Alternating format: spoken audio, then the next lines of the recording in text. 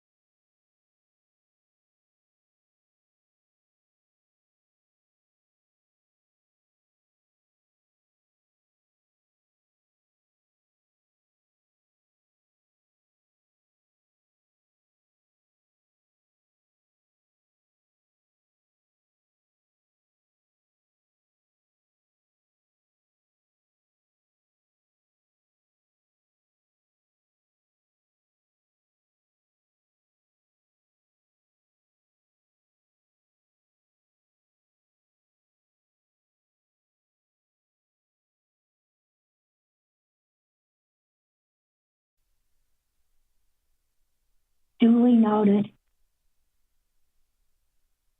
All right. I see Supervisor Hines. I am not seeing Supervisor Christie are with us. Supervisor Scott, have you joined us?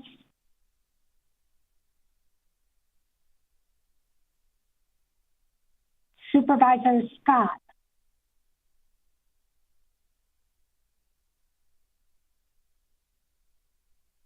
Yes, I'm here, Madam Chair. Okay, great. I just can't see you. Thank you. All right. We're back in regular session. Our technical difficulties seem to be resolved. We are on item 16, which is a contract with 10X Software Solutions. What's the pleasure of the board? Chair Bronson, I believe we had a motion by Supervisor Scott and I seconded before we... Well, yeah, but then we had technical difficulties, so okay, let's just redo it for purposes of transparency. So Supervisor Scott, you made that motion, and Supervisor Grijalva seconded the motion to approve. Yes, that's correct. Okay, so we have a motion and a second on the floor. Discussion. Madam Chair. Supervisor Scott. I'm sorry, I was having some technical issues. I wonder, I think it's important for purposes of the public's understanding that all the other counties, all 14 of them, use e-poll books to check in their voters and verify their identity. I think it's also important that the public knows that paper ballots are still going to be in place. And I wanted to emphasize that because a lot of the emails and phone calls that we have been getting in the District 1 office have certainly inferred that people think that e-poll books mean that we're going to digital balloting. And I think it's just important that the public knows that we are still going to be using paper ballots to vote in these vote centers, and that the e-poll books are used to check in voters and verify their identity. But I did want to ask our team from the Recorder's Office and Elections Division to speak to the issues of connectivity and security that they addressed during their presentations to the District 1 team and the other district offices, and especially if they could talk about the security that comes from this particular vendor, 10X. Okay, so 10X, first of all, there's multiple layers of encryption with this software. There is encryption in the cloud. There is encryption in our cellular carriers. And I also just want to make sure that it's understood that we have an IT department within the Recorder's Office. The Elections Department has their IT staff, and also the IT department from the Pima County have also been working with us on this entire project. So all three IT departments have been working together to ensure that this passes the requirements for safety and security of our data. I think it's really important to know the statewide voter database is hosted in the cloud. The cloud is not something we should be afraid of. The cloud is more than just storage. It's designed to protect our data. It's cloud services. In order for us to utilize it, if our AWS keeps our data housed in a portion of the cloud specifically designed and maintained for government entities, and it's staffed only by people who've been able to pass a security background check, and all of those databases are located here in the United States. So there are multiple checks and balances within the use of this service. And David, do you want to jump on any of this?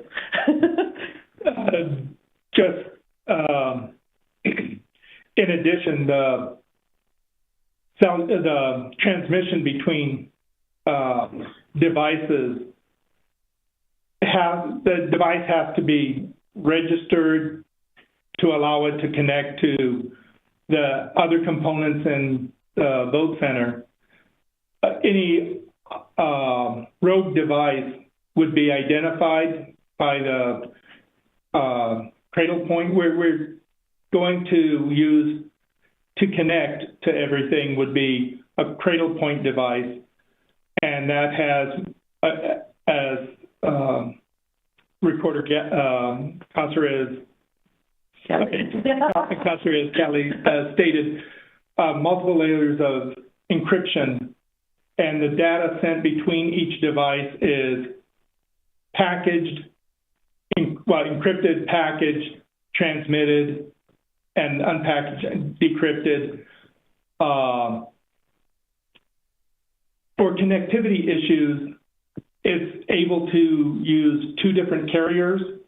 So if one carrier was having an issue, it would automatically switch to the second carrier. And if one carrier had stronger signal strength in a location, it would default to the stronger. So there are multiple levels of encryption and security connectivity for the devices we have chosen. The Cradle Point routers that we've chosen are the ones that the Pima County Sheriff's Department is currently using. So those are already devices that are known to be useful out in rural locations throughout the entire county.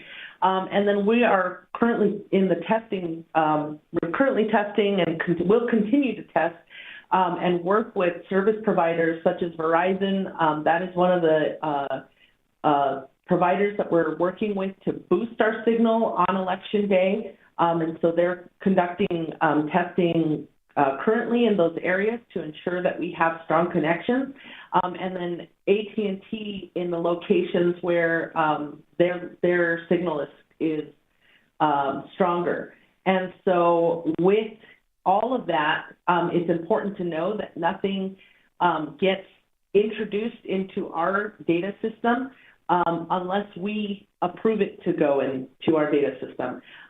So there are specific actions that have to be taken before we simply allow any downloading of information anywhere. So that is a very robust, I think it's the word you're looking for. Excuse me? Robust, I think it's the word you were looking for.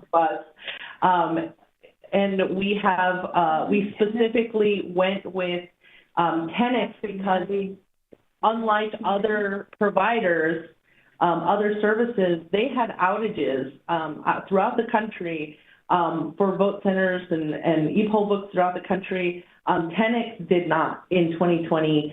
And one of the things is we were looking at providers that were able to service jurisdictions of our size, being the second largest jurisdiction in Arizona with 633,000 registered voters.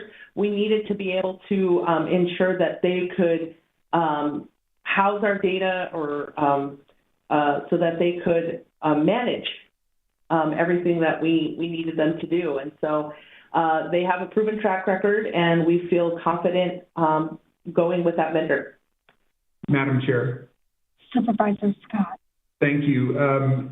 Recorder Caceres Kelly, just to ask a follow-up question with regard to Tenix, our selected vendor. When you and your team were giving your presentation to the District 1 staff, you mentioned that another reason that Tenix was selected was because they have unique rooms, if you will, for each jurisdiction that they serve, whereas the other vendors had all of their jurisdictions lumped together. They weren't segregated by jurisdiction. Could you or Ms. Martinson or a member of your team address how important that attribute was in terms of security?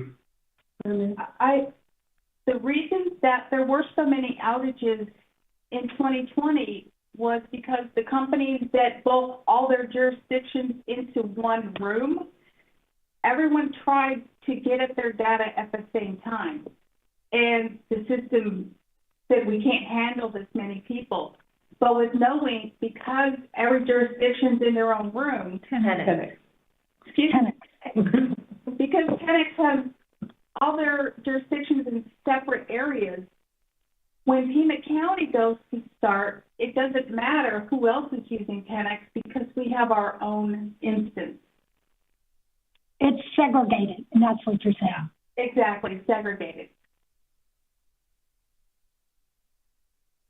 Madam Chair, thank you. I had no other questions. Appreciate being able to ask those. All right, any further discussion? So the motion on the floor is to approve.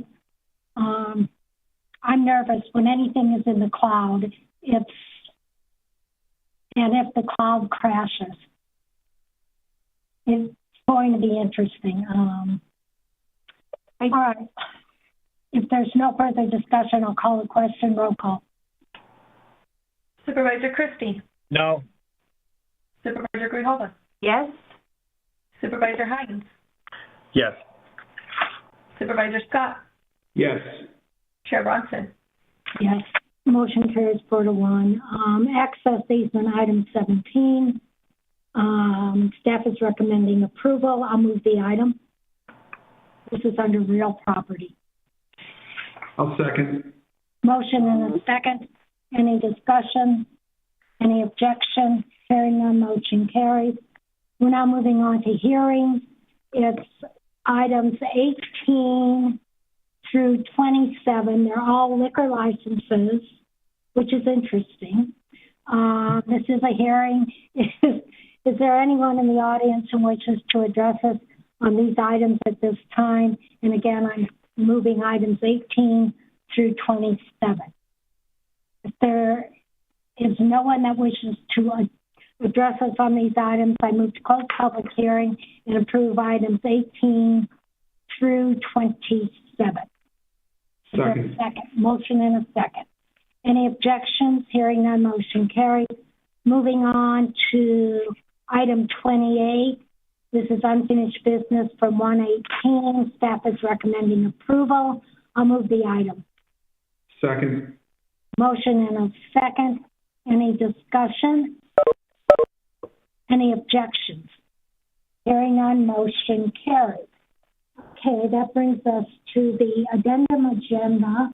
And let's move on then to the addendum agenda. We've already done items 1, 2, and 3. We are now the Board of Supervisors sitting as other boards. Flood Control District Board, it's an amendment of an award and master agreement. I am going to move the item 4. Second. Motion and a second. Any discussion? Any objections? Hearing none, motion carries. Moving on to item 5. Pima County Health Department role in schools. Supervisor Christie, you place this item on the agenda. What's your pleasure? I'd like to proceed, Madam Chair, if I may. This issue was brought up at the last meeting, but really was never fully addressed or from our standpoint, satisfied with any kind of a definitive answer. If you look in the background, there's a couple of anecdotal situations that are very troubling, particularly out in the Vail School District, of a scenario where students were told that they needed to quarantine because of exposure to COVID students, and that upon looking into it deeper, these students did not exhibit any effects of COVID, yet they received a call from the Pima County Health Department telling the parents that they were going to send a letter, and then having that letter of the quarantine order delivered by constable to the residence of the parents, ordering their child into quarantine. And on top of that, to make matters worse, the Pima County constables send the parents a bill for the delivery charge of the quarantine order. These quarantine orders, by the way, are signed by Dr. Teresa Cullen, Director of Pima County Health Department. There's another issue with the same situation where the health department discussed a situation with some parents, again at the Vail School District, about a quarantine order. And this also went into the Tanca Verde School District. And it appears to me, just from discussions with Dr. Garcia in the past, it's my recollection that Dr. Garcia made it very clear, abundantly clear, that when it comes to school board issues and school district issues, the Pima County Health Department does not insert itself in any of the decision-making processes other than to provide a resource for health issues if the board and the district so desire that resource service from the health department. So my question to begin with is, where does the Pima County Health Department derive its authority to issue quarantine orders that are to be delivered by constables and then whose service is then billed to the parents? And a general explanation I'd appreciate very much of this format, this process where quarantine issues are ordered, what they mean, when they can be lifted, and what the role of the Pima County Health Department is involved with this as far as intervening itself in COVID quarantining issues of students. If I could get some clarity on that, that would be a start. Dr. Garcia, or do you want this in writing, Supervisor Christie? I'd be prepared to hear Dr. Garcia right now. Dr. Garcia, I don't know if I'm not seeing him. Ms. Lesher? Chair Bronson, Dr. Garcia is on. Okay. Dr. Garcia, Chair Bronson, can you hear me? Thank you. Yes. Apologize. Chair Bronson, Supervisor Christie, a very good question. So just to be very brief, when Governor Ducey declared a state of emergency under Arizona Revised Statute 36-787, one of the things that occasioned was it allowed local health authorities to require isolation or quarantine of individuals when it was in the interest of protecting the health of the public. That was a very sort of a very specific action that was the consequence of the state of emergency declaration by the governor. That state of emergency declaration is still in effect. Additionally, there is other Arizona Revised Statute which allows counties to adopt quarantine and sanitary measures within the rules that are described in Title 36. In fact, it's fairly well prescribed. What Supervisor Christie describes is we have the ability to issue a written directive requiring a person or persons to isolate or quarantine, and we do so by issuing an order. That order is a very specific and narrow order issued in a very specific circumstance. To be clear, since the beginning of the pandemic, the health department has issued 6 such orders. In fact, to be perfectly clear, those 6 orders have only occurred since the current school year. We have not had to exercise that ability. We know that exercising that ability is something that we should do very rarely. In fact, the total number of folks who would have been eligible so this is 6 out of 64,524 kids in schools who have been close contacts. And the reason we haven't had to issue more frequent orders is because typically parents and school districts are trying really hard to do the right thing. The vast majority of the time, 99.99% of the time, those parents follow the recommendations of the health department. Madam Chair, Dr. Garcia, at what point does the switch flip by the health department to serve a quarantine order? Chair Bronson, Supervisor Christie, I do not understand what you mean by switch flip. At what point is the Pima County Health Department triggered to go and serve a quarantine order to a family?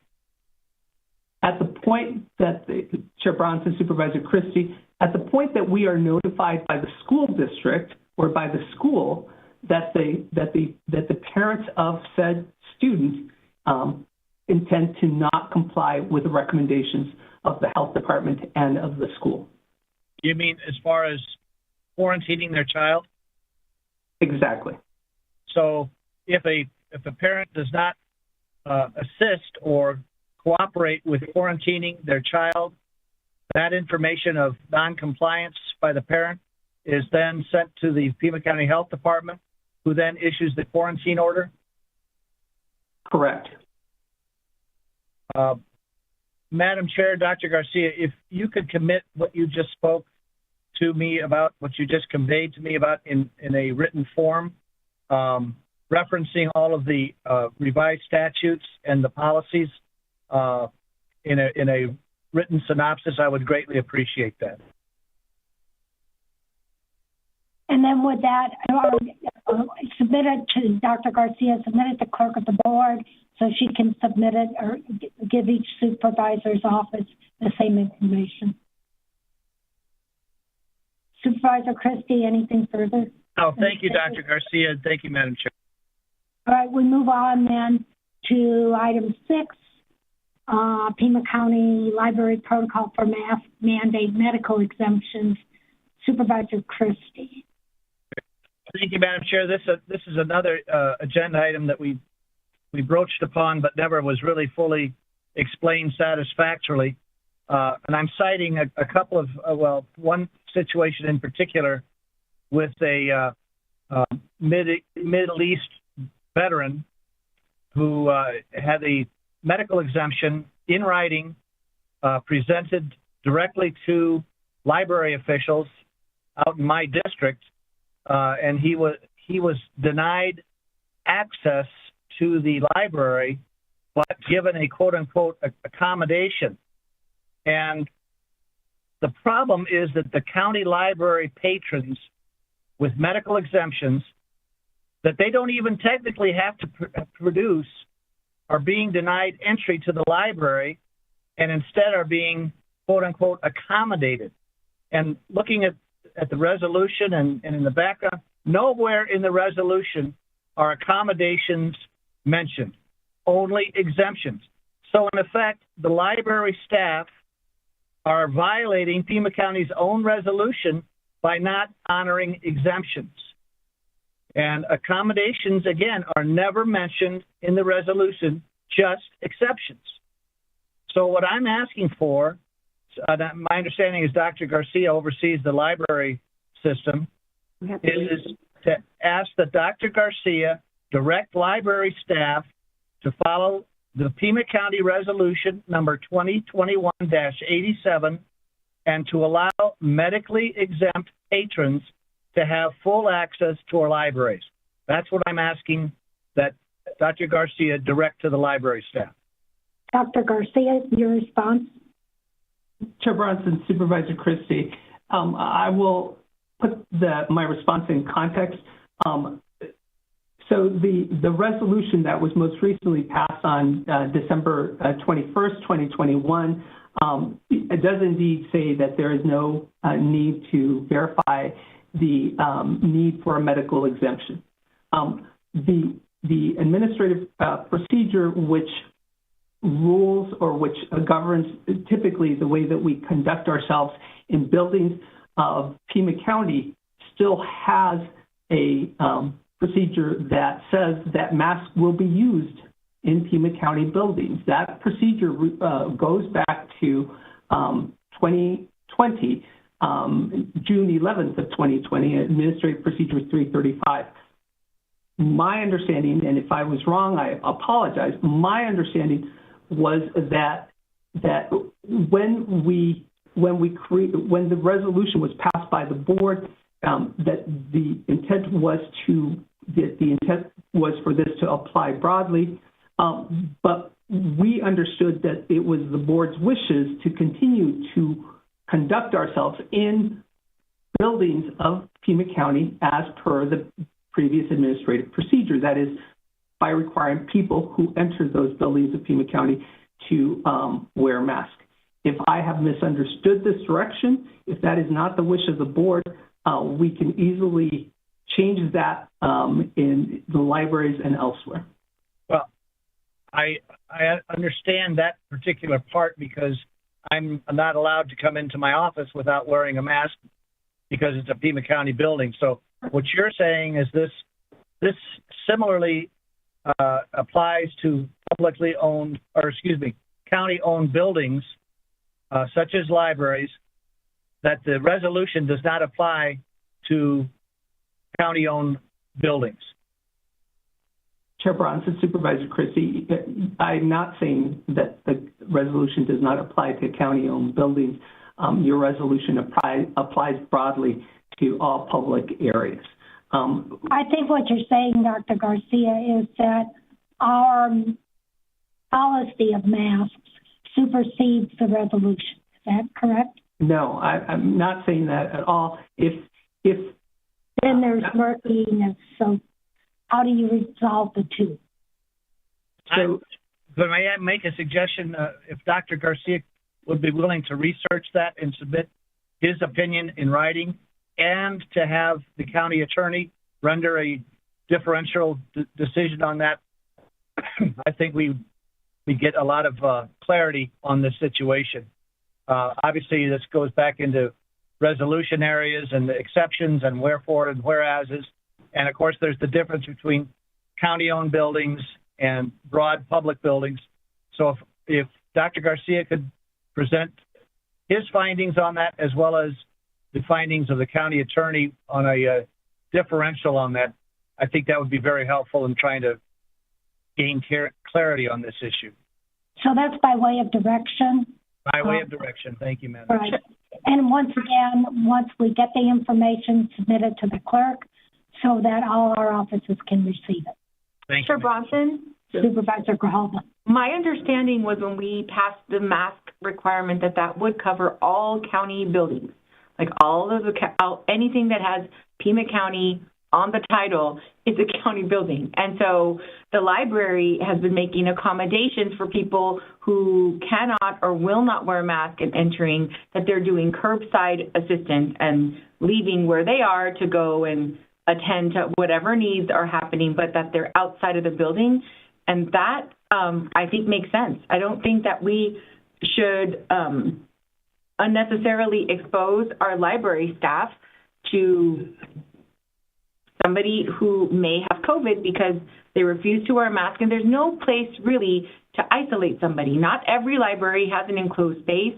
We know that Dr. Garcia knows it much better than I do and could probably articulate it better on, how long the virus will stay in the air. There isn't any real way to regulate that. And so I would think that what the library has been doing is totally in line with what I voted for. So I just wanted to make sure to clear that up from my perspective. Madam Chair, that doesn't clear it up at all. If Supervisor... In other words, by way of direction, so Supervisor Grijalva made her statement, but we'll get clarification as you so indicate. Please have everybody read the resolution, because what Supervisor Grijalva articulated, nowhere ever is it mentioned in the resolution. And that's leading to the confusion. And I don't see anything that talks about accommodation in the resolution. And you could talk about the intent and purpose of the resolution, but the resolution says nothing about accommodation. And that's my point. Thank you, Madam Chair. Thank you, Supervisor. All right, I think we have direction. So let's move on to item 7 under County Administrator, the extension of masking resolution, Resolution 2022-8. What's the pleasure of the board on this item? I'd like to move the item. And basically what it is extending the mask requirement. And can I get either Dr. Is there a second? Oh, I'm sorry, go ahead. Is there a second to the motion? Yeah, I'll second. Motion and a second, Supervisor. Can you give a presentation for the justification for the request? Chair Bronson, Supervisor Grijalva, when you enacted, the board has taken a variety of actions since the beginning of the pandemic to protect the health and well-being of the public. Back in 6/19/20, the board first enacted a mask resolution. At that time, we had about 2,115 cases and 55 deaths. The board subsequently ended its emergency declaration and automatically at that point lifted its mask mandate, and that was on January 7th, 2021. At that point in time, we were down to 369 weekly cases and had only experienced 6 deaths. On 12/21/21, the board enacted its second mask resolution and its response to the Omicron surge. At that point, we had 2,420 cases and, again, approximately 53 deaths. So very similar to the first time that the board had taken its first action.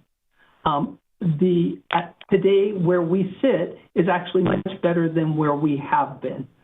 Clearly, the Omicron surge is beginning to resolve, and we are seeing improvements far and wide. But, for instance, last week, we still had 3,375 cases of COVID. That gives us about 322 cases per 100,000 population. Last week, we still had a 15% positivity, 15% positivity. That is still substantially above where it was when the board first enacted its resolution. The decision to enact a mass resolution or to allow this one to expire is clearly a policy decision that is to be made by the board.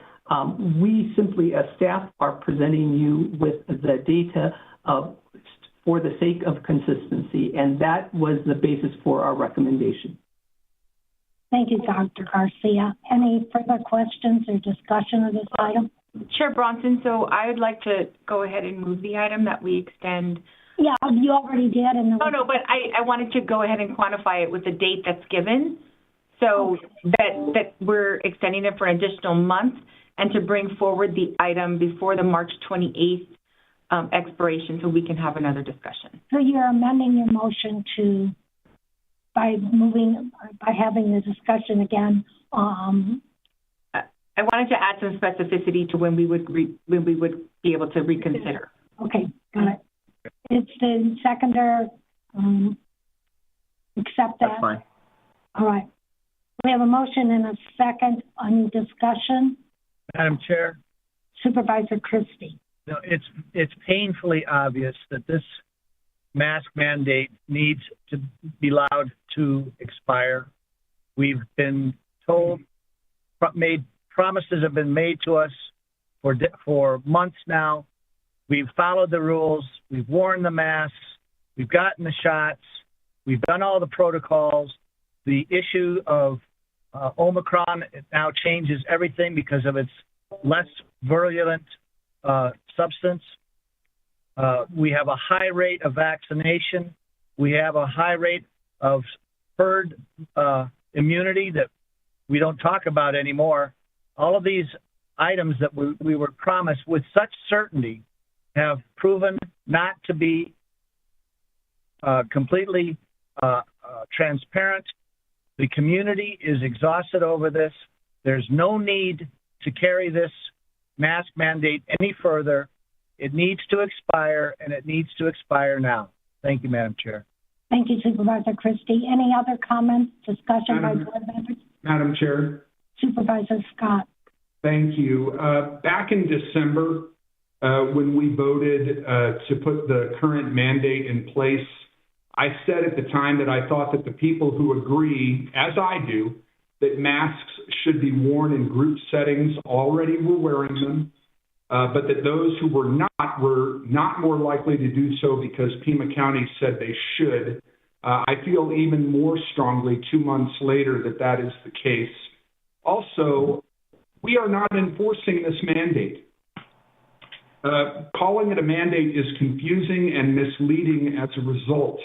And this fact, quite honestly, makes the county look like a paper tiger. If we need in the future to impose any kind of public health mandate in the future, the lack of enforcement of this faux mandate will hinder the effectiveness of that action. So for reasons that I cited in December, and also because we haven't been enforcing this for the last 2 months, and that is abundantly clear when you're out in the community because of the inconsistent wearing of masks depending on where you go, I just don't think it makes any sense to extend this.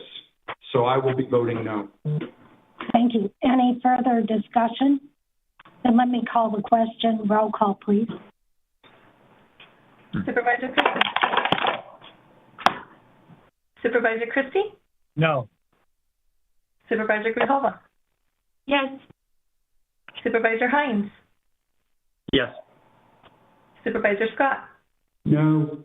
Chair Bronson? No. And I concur with Supervisor Scott's analysis. In addition, by way of explaining my vote, I've heard from a number of school superintendents who were encouraging a no vote on this for the record. So motion fails 3-2. Can I ask for clarification? Does this change anything within our county buildings, or is that something that would come back in a different item? Ms. Fletcher? Chair Bronson, Supervisor Grijalva, we still have an administrative procedure in place that requires masks to be worn in the building. Okay. Yeah, I'm really disappointed that this didn't move forward. So, but thank you for the clarification. All right, motion fails 3-2. Moving on to Natural Resources, Parks and Rec, County Fair Horse Racing Meet 2022 as amended, and I think it was, I'll move the item. Second. Motion and a second. Any discussion, any objections? Hearing none, motion carries. Moving on to Community and Workforce Development, item 9, and amendment number 7. I'll move the item. Second. Motion and a second. Any discussion, any objections? Hearing none, motion carries. We have items 9 through 17. Does anybody wish to divide the question on these items?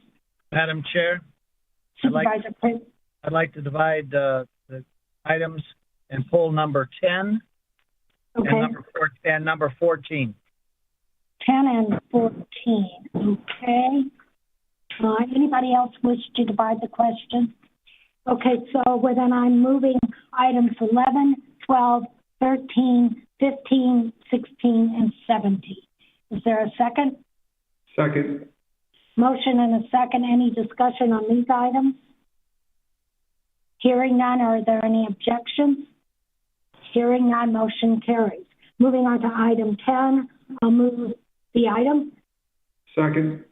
Motion and a second. Supervisor Christie. Madam Chair, thank you. My question on this issue is the county distributing any of these funds, this grant funds, to the Food Bank of Southern Arizona? Chair Bronson, Supervisor Christie, this contract is directly with the Arizona Food Bank, and they provide services primarily in rural areas, and it does not fund the Community Food Bank of Southern Arizona. Thank you very much, Madam Chair. Thank you. Okay, there's a motion and a second on the floor to approve the item. Any further discussion? Any objections? Hearing none, motion carries unanimously. Moving on to item 14, acceptance, grants, management, and innovation. I'll move the item for purposes of discussion. Second. There's a motion and a second. Supervisor Christie. Thank you, Madam Chair. I have some concerns on this agenda item. This money, this seems to be going through the same process that had happened before. It's a supplemental humanitarian relief. And according to the background, the funds made available under this NOFO. Could someone please tell me what an NOFO is? Ms. Lesher? Yeah, Chair Bronson, Supervisor Christie, it's the notice of final offer, or final authority on this. All right, so the funds made available under this notice of final offer or authority provide assistance to nonprofit, faith-based, and government organizations providing humanitarian relief to individuals and families released by DHS. The reimbursement of eligible expenditures, which include congregate and non-congregate shelter, meals, transportation, medical, including COVID-19 testing treatment, salaries, etc., incurred by Catholic Community Services, City of Tucson, and Pima County. And these grant funds will help the county defray costs in providing shelter, food, and supportive services to individuals and families being released by DHS in our region.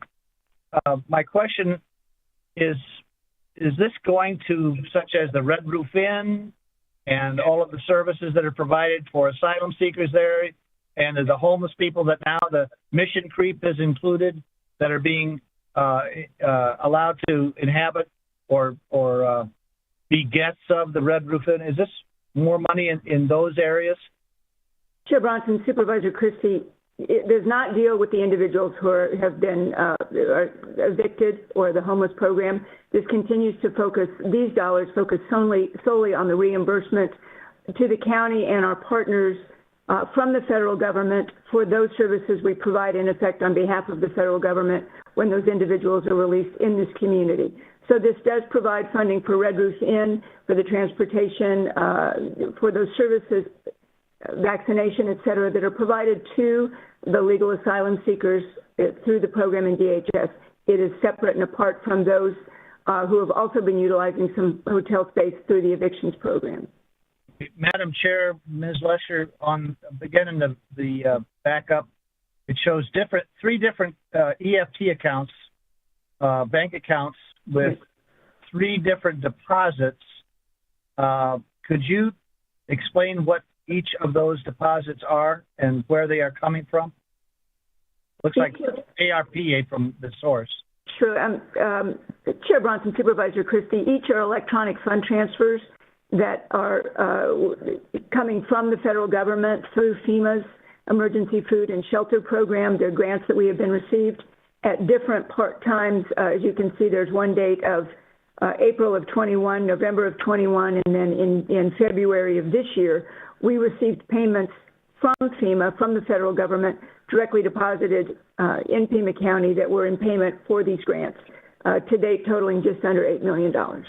So it's a total of $8 million, yet in the agenda item, there's a supplemental humanitarian relief of $3,333,333.34. How did we come up with that number? And why is there a difference in the amounts being deposited in the total amount of $8 million on the backup, and on the agenda item, it shows only the 333,333 number? Thank you. Chair Bronson, Supervisor Christie, we have come to the board previously with the acceptance of the first two, the 2.1 and then the 2.5 million. This, the most recent, the 3,333,000 is the February allocation. Those numbers come because the federal government reimburses Pima County for the information that we've provided to the federal government. We provide very robust granularity on each and every invoice, expenditure, receipt, dollars spent, and that's what we are providing and for which we're being reimbursed by the federal government. That's why we do have a difference sometimes in the quarterly payments.